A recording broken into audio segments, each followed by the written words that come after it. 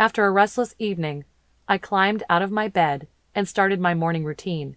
A quick shower, then a shave. It was slightly more painful because I had an extra day's worth of stubble on my chin. I recall the stubborn burn of the blade as it tugged and pulled and finally cut the short hairs on my jawline. Like everything that week, it was drawn out and painful.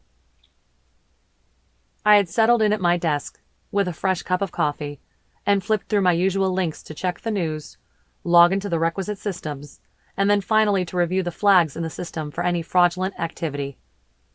Like a bright and shining star, there was another transaction by this latest fraudster. He went by the handle Traveler. Usually he opted for some derivation of the word in his moniker. +R at V 3 L 3R, or T registered trademark A less than E LE registered trademark, or some mixture of symbols and letters that spelled out the same word.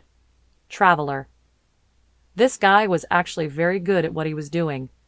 He had once again enabled a gift card with a fake activation code, found a way to arbitrage the currency through several websites, and was off with the money in 5 minutes. Once again, all of the sites were hosted through Roman's forum, and it appeared that he had used the same websites multiple times. I shook my head at that last detail. I wanted to respect this man for his ingenuity. If I could respect him and his criminal acuity, then I could think like him, get in his head, and try to predict his next move. But I couldn't respect how lazy he was. Was he trying to get caught? It's an established fact within the cracking world that you don't use the same path more than once, and here this traveler was flaunting his indifference to even his own criminal code. Did he have no respect for anything? I might have called out to my deskmate to say, "Can you believe this guy?" or some similar remark. But my most recent neighbor had been transferred to Pittsburgh, and the cube next to mine was starkly empty. The carpets were beige, the cubicle walls were beige, and even the ambient noises gave off an overall mood of beige. The office was quiet, and everyone was keen to keep their heads down and get their work done. Except for the din of office white noise, there was no noise to catch my attention away from my thoughts. What I recall most about that week was the silence, the rattling and overwhelming silence from the real world. I was left to contend with the voices in my head far too often. Usually this was great for me, but that week it was torture. The isolation made things worse. With this latest transaction, Traveler was up to over $76,000 in laundered funds. I needed to act quickly before he hit a major milestone number, like $100,000, and disappear into the refuge of an island nation with no extradition laws. I went through the process of cataloging the transaction and added it to a report I had already started. The additional details confirmed the pattern, the laundering process, and that the Traveler, I had to refer to him as the suspect in the report for official purposes, would likely do this several more times before taking off with the money. My number one recommendation was to ask Roman's Forum for access to their logs so that we could accurately verify the identity of the suspect. We had the IP addresses that had been used to access the funds, but most crackers were able to mask their IP addresses, so it did us little good. We needed the logs from RF to confirm the final destination of the funds and trace that back to the actual identity and location of the Traveler. He might not even be within Philadelphia city limits. This guy could be operating out of a basement in Utah. He could in fact be a world traveler. We couldn't know until we found the end of that trail. I debated disclosing my connection with Roman in the report. Each time I began to type out the explanation, it seemed more and more ridiculous. We have a past lover in common. He dated my ex-girlfriend before I did. I can only assume that he knows who I am and holds an unwarranted animosity towards me. He may not even know who I am, but I know who he is, and it could get weird. I deleted each thought before it was completed. No need to make any mention of it at all. I had no evidence to suggest that Roman Trekkie was knowingly abetting criminal activity on his server. He likely didn't know the day-to-day minutiae of each user and link assessed. There was no plausible reason for me to implicate him and no grounds for it. I wasn't so out of whack over Avila that I would knowingly incriminate an innocent man. I didn't want my fear over a perceived bias to mask any potential criminal activity. I was good at my job, and was set against letting Avila have a hold over me at work as well. I needed to start building up a firewall against her in my mind. She may be ramming the gates of my life with her forthcoming novel, but I had to keep my workplace the bastion of sanity and professionalism. At least, those were my best intentions. I finished my report and shot it over to my director via email. Like a good agent, I awaited his approval on my proposed plan of action. After a few minutes, I performed the habitual motion, the ritualistic check. From the Facebook homepage, it was easy to navigate. The past searches populated the instant I typed the letter A. The Avila Chase fan page always displayed first on the list. The picture was unchanged. Avila was laughing with a sly smile. Perhaps it was a genuine candid, but likely it was a staged photo. By the look of the background, she was at some event. The second result was of her actual personal page. The bright blue check mark next to her name indicated that it was her official page and genuinely belonged to her. I clicked and saw the same message that I had seen each time that I had checked in the previous years. This user's profile has been disabled. Please check back later.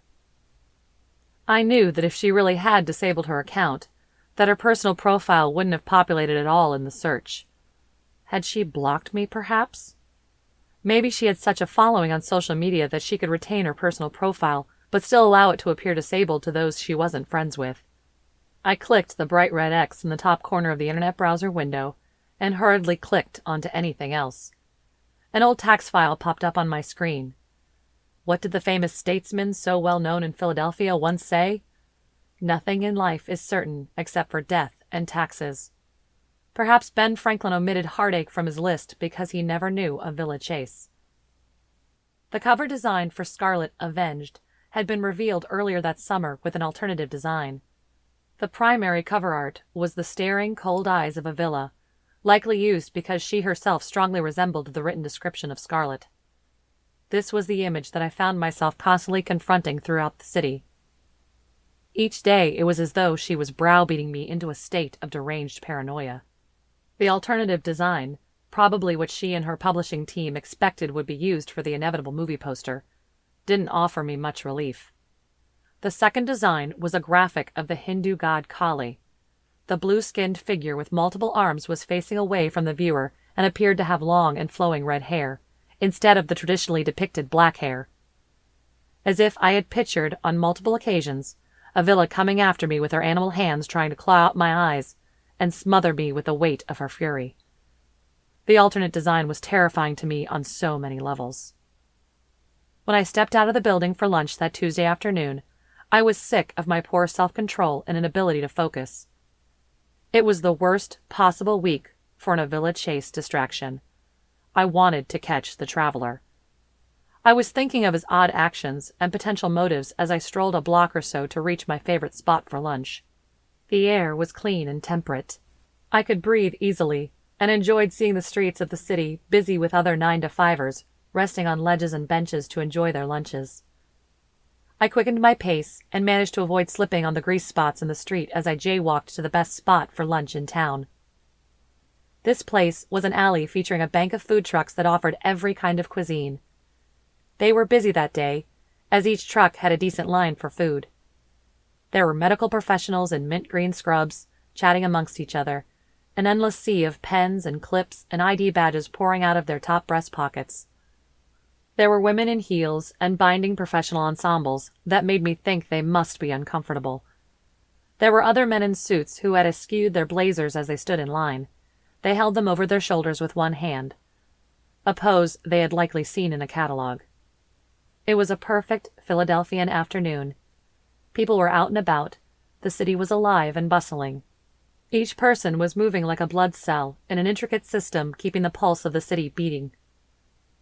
Oh, Philadelphia, the city that will remain loyal to you, so long as you remain loyal to it. It was a close family member that was always there. It was the warm embrace that I felt every time I caught the sunset refracting off of the Sierra Center. It was the romanticized notions that stirred up as I passed the outdated longboats at Penn's Landing.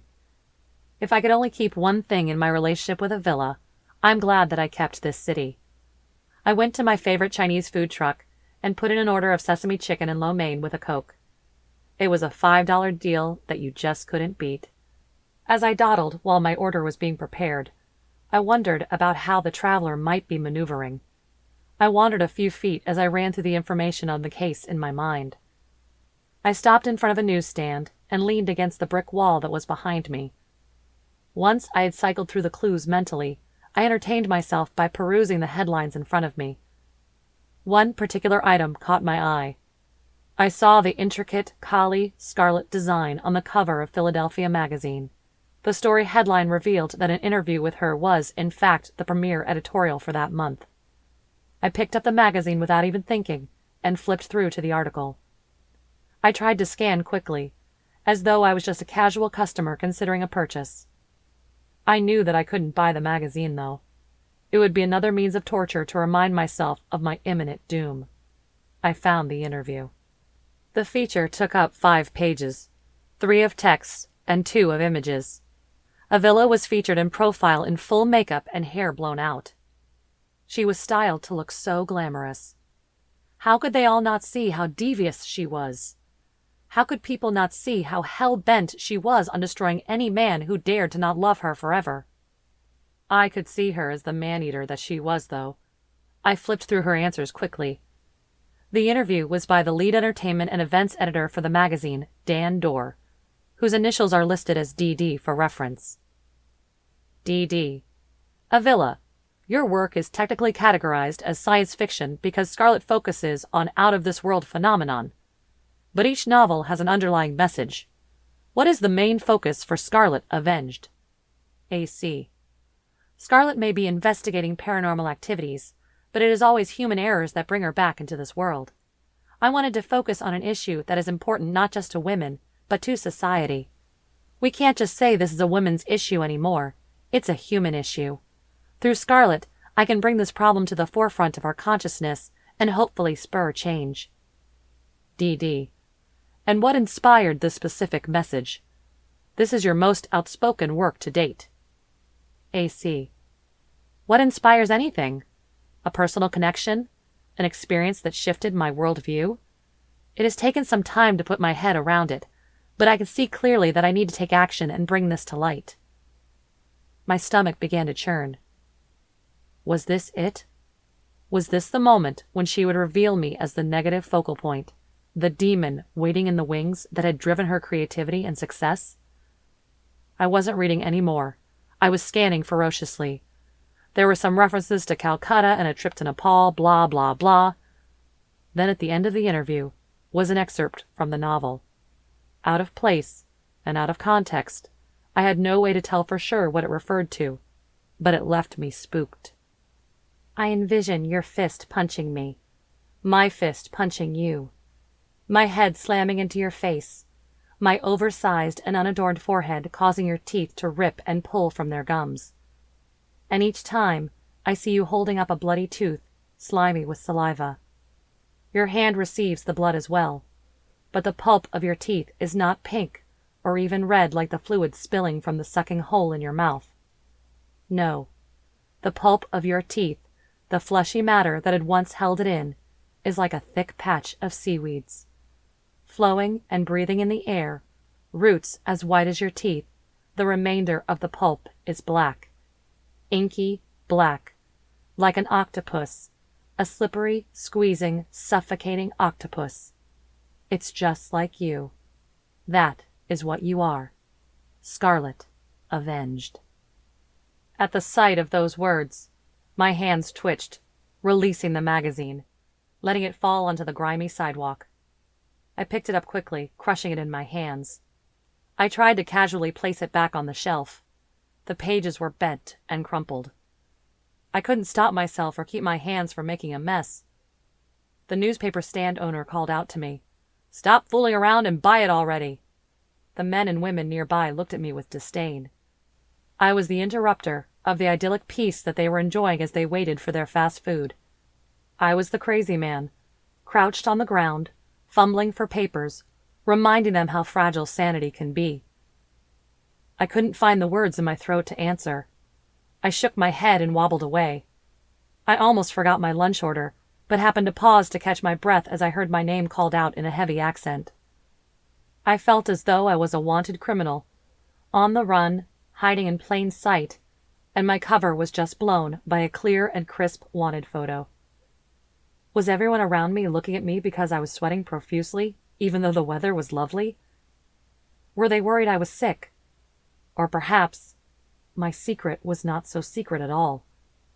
Could there be some way for people to know my connection to Avila? Some kind of literary gossip scene that would clearly point the finger at me as the inspiration of her latest villain, her greatest villain yet based on the words in her interview? Was the older woman peering at me over the top of her fuchsia glasses with her brightly dyed auburn hair judging me? Did she know my secret? Was she reading my thoughts? Did she know my sins just by taking one look at me? I wasn't even hungry anymore, but I brought my lunch back to my desk. I began to compulsively check online one more time. This time, I typed in my own name and found no connections to Avila Chase on the first 3 pages of the Google search engine results. Thank goodness for that. I ate my lunch in silence. I could have gone into the break room and struck up a conversation with any person passing by, but I elected for my solitude. When it came time to open up my fortune cookie, I couldn't do it. I had tempted fate enough for one day.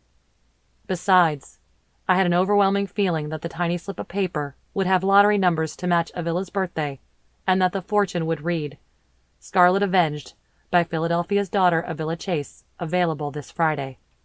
Avila was indeed my future. I was being pushed towards that fate every second. "Good work, Hobbertson." Those 3 words were my salvation on that Tuesday.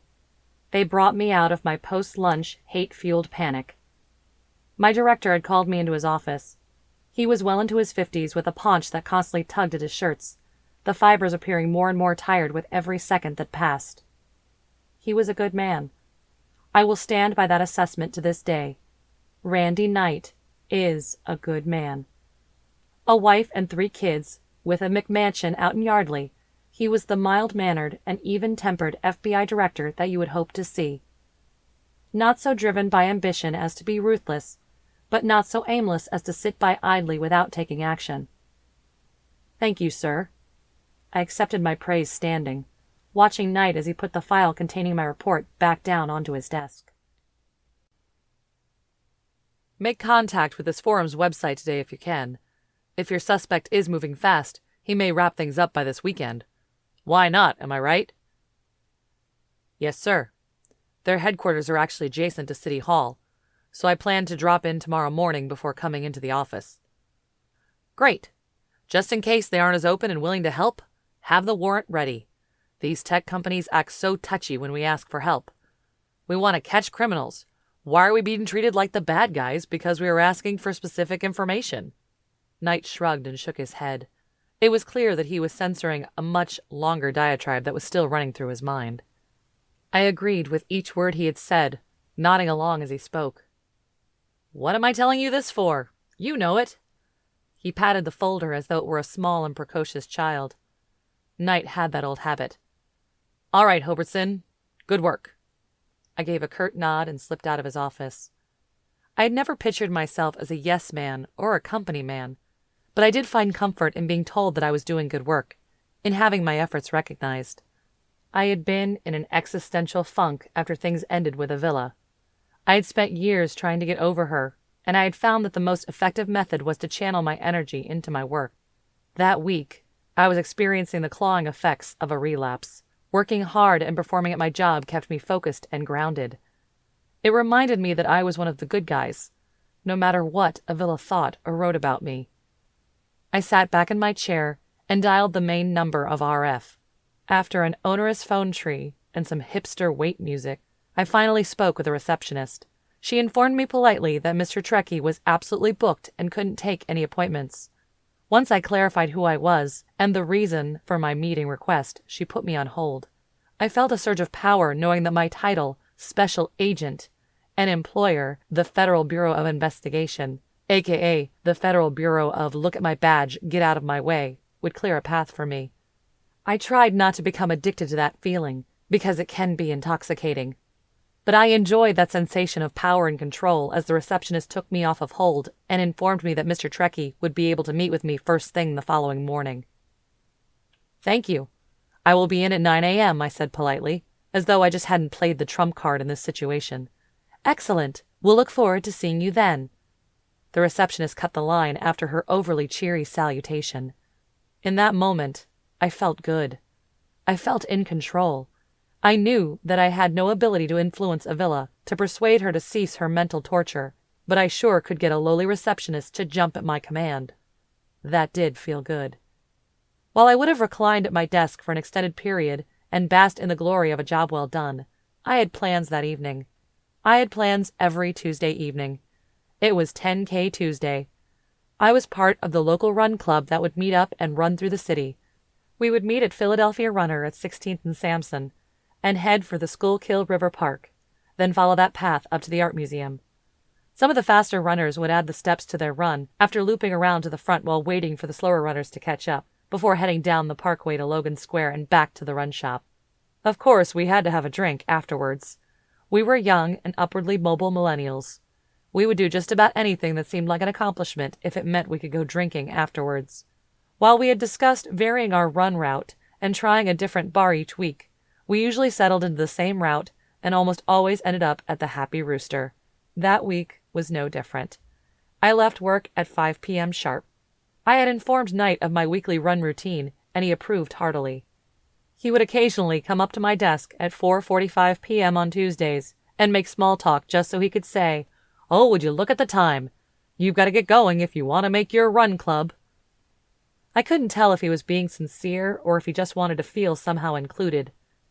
I had invited him to join us once or twice. He never took me up on the offer. For a man with a sedentary lifestyle, I think just saying the word run got his heart rate elevated for the recommended 30 minutes. That week, I had my computer shut down and my desk cleaned right on time. I slipped out quietly and headed home. Most nights, I would stay until 6:30 or 7 p.m. with the other agents. I didn't sense any animosity from them because of my weekly indulgence, but I still didn't try to make a big thing of it. I waved to Director Knight as he came out of his office and caught my eye. After a brisk walk home and a change into my running clothes, I grabbed a banana and a cool bottle of water, then headed to meet the group. My previous routine had consisted of running only on the weekends. About a year earlier, I had inadvertently run into this club. I came up behind a large group of people, most going at a steady pace. I had intended to go around them, but I ended up sticking with them until they ended their run. I started talking to a few of the club members and joined up. I didn't have much social interaction outside of the bureau. It was hard to find people that could relate to our line of work and hours. But the run club was great. Most people didn't share what they did for work, and that was just fine by me. The only one who knew what I did was Justin. He was the organizer of the group. He was a cool guy, and he always had great advice for improving my technique. I don't take constructive criticism very well, but his unsolicited suggestions actually helped me cut my half-marathon time down by 10 minutes. Each week, we would all discuss different running gear or training methods. Some would sign up to do fun runs together, but most of the group was focused on the Broad Street Run and then the Philadelphia Marathon. As I approached the run shop, there were already a few of the club members loitering around. I was welcomed heartily by Justin, our de facto leader. He was short, bearded, and always up for making others laugh. I assumed that he was a drama teacher of some kind when we first met, but because of our connection via social media, I did know that he was a graphic designer. When the weather was beautiful, as it was that day, we usually saw an uptick in group membership. Most of the diehards persisted through the winter, and they comprised the core group. I was one of the core group. Justin and his fiancée Jasmine were talking to a woman who had joined us for the weekly run a few times throughout the summer. She was timid and shy, and clearly was just starting to get into shape. I rolled my eyes. Wasn't this a group for serious runners? A few of the other core group members approached. Rod, Tom, and a guy that I was fairly sure went by Tiger. I couldn't be sure when he had first introduced himself a year earlier. It really sounded like he said, "My name is Tiger." I didn't want to offend him and react in a rude way, so I accepted this. And then I never felt that it was the right time to ask him his name again. After another 10 or so minutes of chatting about the weather and hearing about the status of Rod's shin splints, some new faces had joined the group. A few were a little familiar. Others I had never seen before. This was going to be a big group, which made Justin happy. He would have a larger audience to try his latest jokes on. We took off at 6 o'clock sharp. I heard the dissonant chirps of the different tracking watches beeping as the group members activated their devices. My stamina had improved since joining the group. In addition to my other weekly workouts to stay in shape for work, I was one of the out-in-front runners keeping stride with Justin and Tom. I had even been able to start running the steps, a solid sign that I was no slowpoke. We made it up to the third tier of steps on the art museum before returning to the street to join the rest of the group. It felt great doing something that my body was just good at doing. I was strong. I had always been strong and in shape, but on that afternoon I could feel that I was really strong, healthy, and fit. The group finished up by 6:50 p.m. The leaders were already stretching and chatting as the stragglers came in. Justin had been a good leader, in that he insisted on everyone meeting up again when we finished and not letting the slower folks in the club feel left out. I would have been happy to head straight to the bar instead of waiting, but everyone else waited, so I did too. Apparently Jasmine had taken the initiative to work out a deal with the bar owner so that we could enjoy some discounted appetizers each week.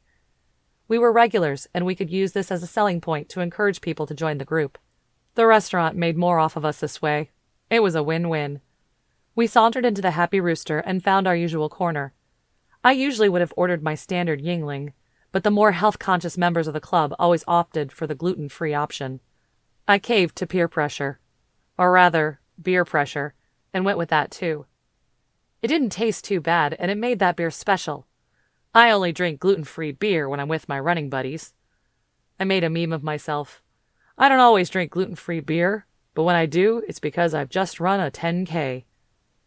I spent the early part of that evening talking with Jasmine, who was happy to share the details of the latest wedding plans she was working on with Justin. Justin was talking with the newer runners. I probably should have been doing that too. I had a million little excuses not to, that really added up to the fact that I just didn't want to make small talk. I finished my beer and enjoyed the chips and spinach dip that I had split with Rod. At an appropriate hour, I made my way to the door. I said my goodbyes and see you next week to the members of the group that I was standing closest to. I was heading towards the front door, which happened to be where Justin was standing. I waved goodbye, not wanting to interrupt the conversation he was having with one of the girls that was new to our group. I still don't know her name. She only showed up once or twice after that week. As I passed, Justin called out, "Hey, man." "Good run today. See you next week." I waved and continued walking. Wait, he beckoned me over. Justin was always a gregarious fellow. He was overly friendly and social even when sober. After 2 beers, he was everyone's best friend. "I barely got to catch up with you." He waved me over with his free hand, the nearly empty beer bottle occupying the other. Not much to report. Felt good today. I can feel my mile splits getting faster. "That's great. You're going to need that to rank in our age group next year at Broad Street." I shrugged off the competitive dare he was making, hoping that if I seemed nonchalant, that I would protect my ego if I didn't rank. I also knew I had the better part of a year ahead to improve or injure myself. We'll see. I want to enjoy the experience of the run. I'm not going out for a ranking. Yeah, okay. Justin made a face suggesting that he was on to my game. His closely trimmed beard exacerbated his expressions. You might have expected it to mask his emotions, but it seems to have grown onto him.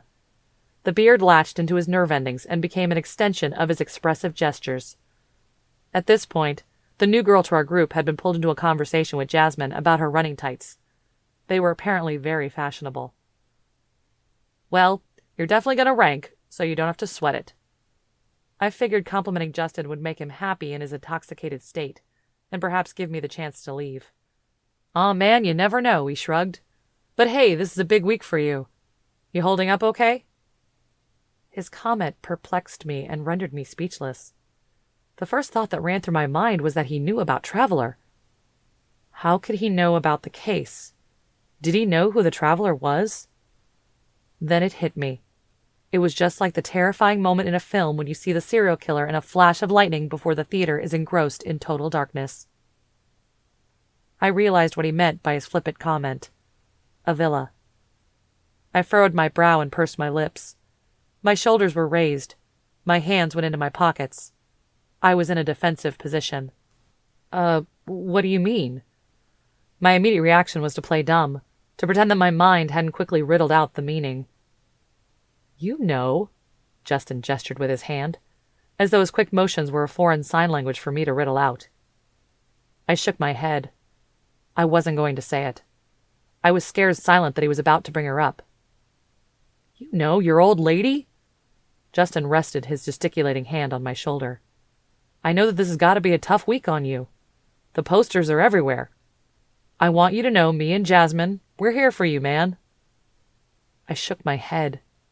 I knew I should never have accepted his friend request, but I didn't have many genuine friends at the time. Actually, I didn't have any genuine friends. He would have seen old photos from parties that I hadn't bothered to untag. He would have easily done the mental math to figure out that in another life, I was once the love interest of Avila Chase. I thought that I had been making a good connection with the Run Club. In that moment, though, it was stained like a purloined sack of cash with a dye bomb. I'll have to quit the club. I'll have to block Justin on Facebook. I'll have to finally untag those photos and change my name and leave the country. Yeah, thanks. My social abilities shut down at the mention of her. Another flash of lightning in my mind. She, the elusive serial killer of my imagination, was now closer. She was coming for me. She was looming in the darkness, ready to sink her knife into my stomach. I really gotta get going, man. I have an early day tomorrow. All right. Justin put his arms over his head, showing his surrender. But you call if you need me. I got you, man. He flashed his charismatic smile, and I gave a subdued smirk in return. The rational part of my brain kept telling me to keep my cool. He was just trying to be my friend. I could use one right now. The emotional side of my brain kept screaming to be heard. Screw you, Avila. You ruin everything. I walked home briskly, feeling a strange paranoia. I had seen in each face that I passed the knowing glance. I was exposed, and my deepest fears had been laid bare.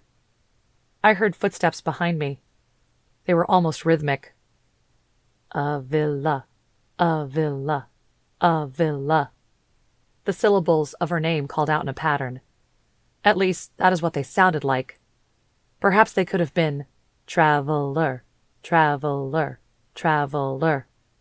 I tried to keep my head down, ducking eye contact and walking faster with each step. The pattern kept repeating, but I could hear those steps getting closer and closer. The person making these sounds was right behind me. My pace quickened as I almost broke out into a run back to my apartment. I refused to look behind me as I fumbled with the keys and let myself into the building. The person who had been so close behind me surely had no control over the sounds of their steps. My mind had planted those words there. Avila, Avila, Avila. I had somehow mapped the posters with Avila's seeing eyes and avoided them along my route. She was an intricate bundle of gray-coated wires, each alive with electric current and ready to shock you. Her eyes would only remind me of that. I ran up the stairs to my apartment, too agitated to take the calm and even-paced elevator. I kicked off my sneakers and tried to take a few calming, deep breaths, but I felt my chest tighten and my trachea pinch with each attempt. I quickly unscrewed the top of a water bottle. I was squeezing it so tightly in my hand that water spilled out all over me. I took a heavy swig before placing the bottle down on the counter and starting the process of cleaning up my mess. The last thing I needed was to slip and fall on a small puddle in my own kitchen and give myself a concussion. After I'd cleaned up the kitchen and finished the rest of the bottle of water, I felt significantly calmer. I had already begun to chastise myself for how silly I had been. Would I let my own ego get in the way of my mental calm? What Justin had said was the actual truth. It was a rough week for me. Why was I so determined to deny her? I didn't have to do it often, but telling people I didn't know her was easy now. I told that lie often enough to make Peter look like a loyal apostle. I didn't want to just be Avila's ex forever. but it was the most present part of my identity. I didn't know how to distance myself from it. I began to fully ruminate of the true source of my worry. What if she did write me in? What if it is horrible? What if it is true and I have to face that I am no more than a common villain, an expendable character? I refused to turn on the television. I had tried to distract myself with it the night before without much luck. I went to bed and concentrated on the hairline cracks in the plaster ceiling above me. I tried to focus on my joints, sore and tired from the run. I went about the task of boring myself so that I could fall and stay asleep. In the first dream that evening, I found myself in a living room of an unfamiliar apartment. The sounds of typing and chewing were the only things I could hear at first. This dream was so vivid. I could have sworn I had been transported in time and space to a moment in another reality. Given the all-encompassing nature of my thoughts that week, it should have been no surprise that the person I saw in this dream was Avila. She sat alone with her computer and her thoughts. I can still picture her in that room, sitting at her desk, clacking away at the keyboard, really digging into me with her latest lines. She was blaring some pissed chick pop, or maybe it was the tantrum of a female rock and roller through the thin speakers of her desktop. I could see the fine details of those fiery red locks of hers, large, voluminous waves moving like the tide as her head bobbed along to the beat. A paragraph finished, an indictment against me, and just in time for the hook of the song. I could see her, waving her finger at a picture of me as if to say, "I told you not to mess with me." Could she be this worked up so many years after the fact? Could this all just be in my head? I sure hope so.